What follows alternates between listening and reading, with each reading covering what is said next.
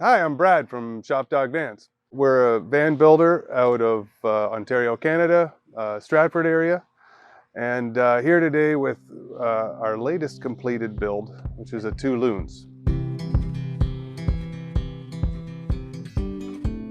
So 2 Loons is built on a Ford Transit chassis, 350, all-wheel drive, high roof and extended. And we're doing a video today because this van is truly one of a kind. People say that and use that term, but really and truly it's one of a kind.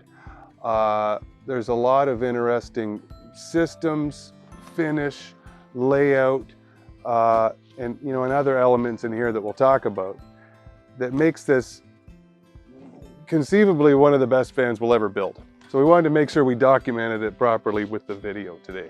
Nonetheless, this one has a lot of fantastic features.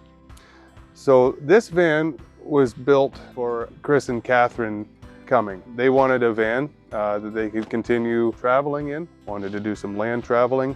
We ended up meeting with them and started working together.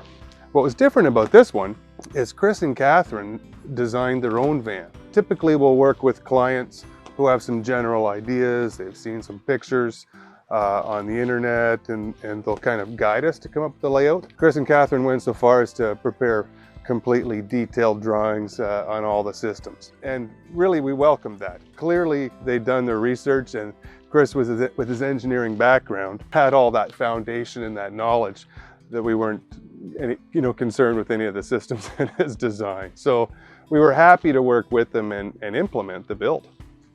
So on the outside of this van, we start at the top. We've got a Remora roof rack. Up on the rack, we've got 6 100-watt solar panels. There's also 2 max air fans and 2 different antennas up there. Around the perimeter of the roof rack, we've got ditch lights on both sides, some backup lights, and of course a light bar at the front. And Fiamma awning off to the side. On the bottom, we've got some Stoked Adventure Nerf bars.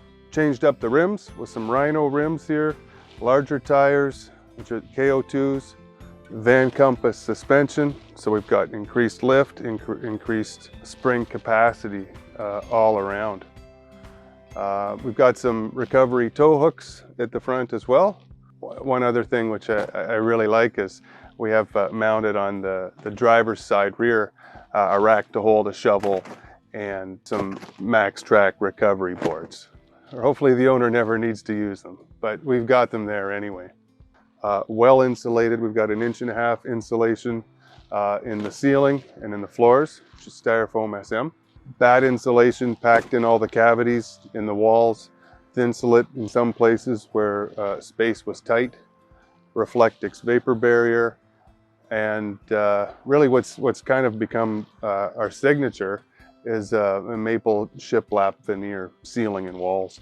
Making material choices in a van, it's really an interesting exercise. You have to design for what I think are more extreme environmental conditions really than you'd ever find in a house. Think about the temperature. You know what it's like getting in a vehicle on a hot day in the sun after you've been away. Or coming out in the morning in the middle of winter. So you've got giant temperature extremes. You also have giant moisture and humidity extremes as well. So those things all go into choosing the materials and how we build them. The other simple fact of the matter is it's a vehicle. It's driving down the road. It's not static. Bounces around, jostles, needs to be secure for those conditions for driving, but even in the, God forbid, condition where there's an accident, you want to make sure that everything is mounted and strong and sound. So part of why I love designing and building vans so much are really those challenges. That coupled with the challenge of fitting things into small spaces. How much can we get in? We have to make it strong, we have to make it light, we have to make it functional. It's a great exercise, and I really get a kick out of it.